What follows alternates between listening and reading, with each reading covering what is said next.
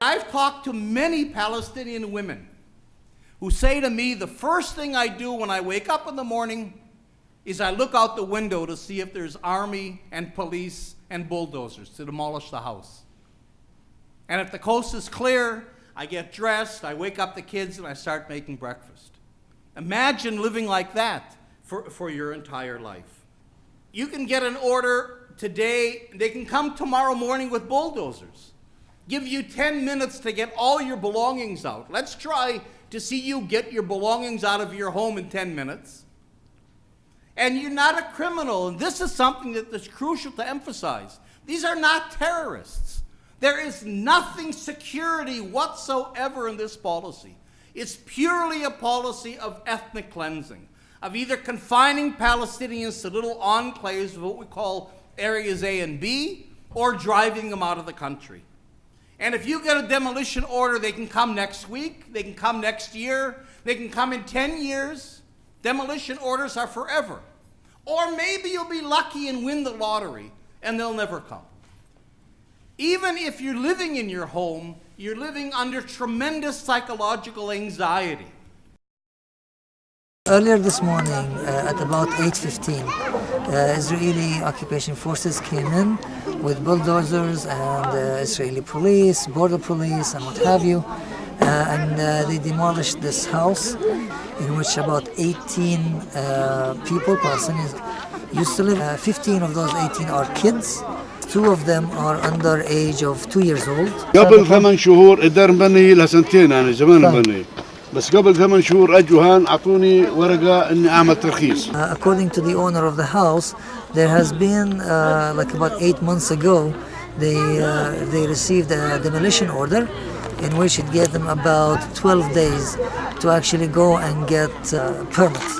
Of course, the Israeli authority will never grant such a permit.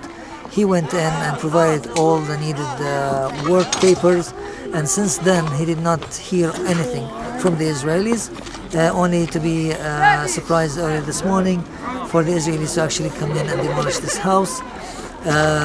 They did not give them any kind of chance to actually remove any of their belongings.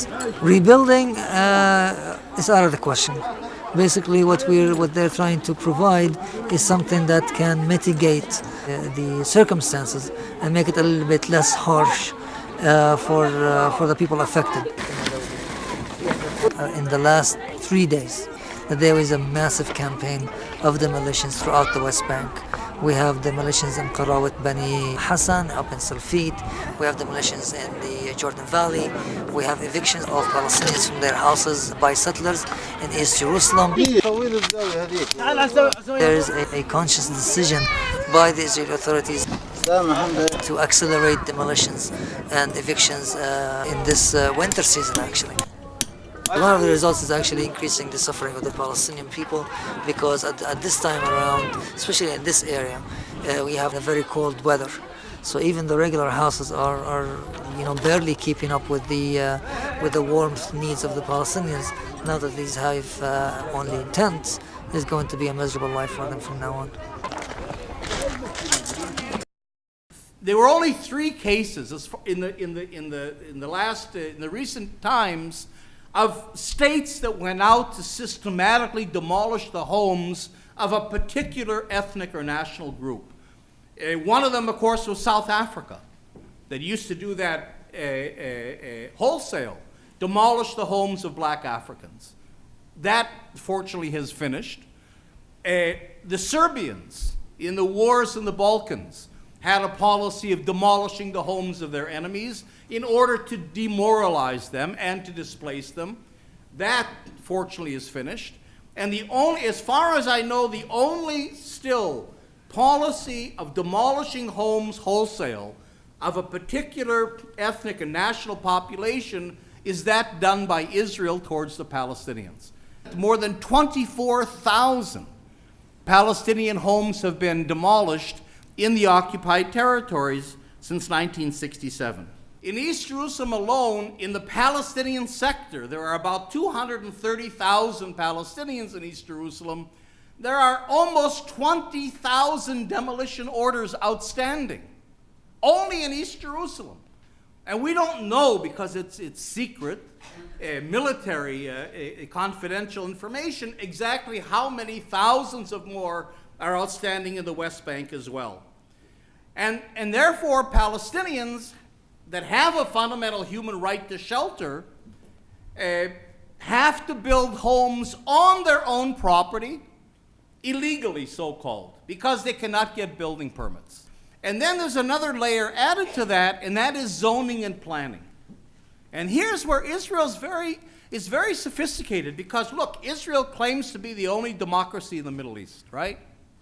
Well, how do you reconcile that with demolishing tens of thousands of homes of people belonging to a particular group? How do you reconcile that with being democratic, with not being discriminatory? Well, what you do is you embed it in zoning. So the entire West Bank has been zoned by Israel as agricultural land. And the entire East Jerusalem has been zoned as open green space. So when I, as a Palestinian, I'm from somewhere in the West Bank, I come to the Israeli authorities for a permit to build a house, they're not going to say to me, no, we don't allow Arabs to build. They'll say, geez, we'd love to give you a permit, but this is zoned as agricultural land, and we're protecting the country, and we don't want urban sprawl, and therefore, no, you can't build. There is no way in which Palestinians can win in Israeli courts. As a matter of fact, I've spoken over the years to many South African lawyers and judges and so on, and they've all said that, in South Africa, as bad as it was under apartheid, you could win occasionally in court. There were cases in which you did win a case against the apartheid government. In Israel, it's almost never the case. It's almost zero. We try to go to the courts, of course, but we do it in a very limited way, actually, because our contention is that Israeli policy of land expropriation, house demolition, everything Israel does, settlement building, is all illegal. It's against the Fourth Geneva Convention that prohibits an occupying power from extending its legal system into an occupied territory. I haven't seen one settler put in jail for cutting Palestinian trees or for humiliating a Palestinian farmer or a Palestinian citizen. They are cutting olive trees which are older than Israel itself in order to prevent the Palestinian farmer from their livelihood. And they get away with it. This is what is driving the deep frustration among the Palestinian youth. Most of the settlers who are committing these acts are American citizens. Yes, and they live in settlements, ideological settlements, and every week they go and attack the Palestinian farmers next doors.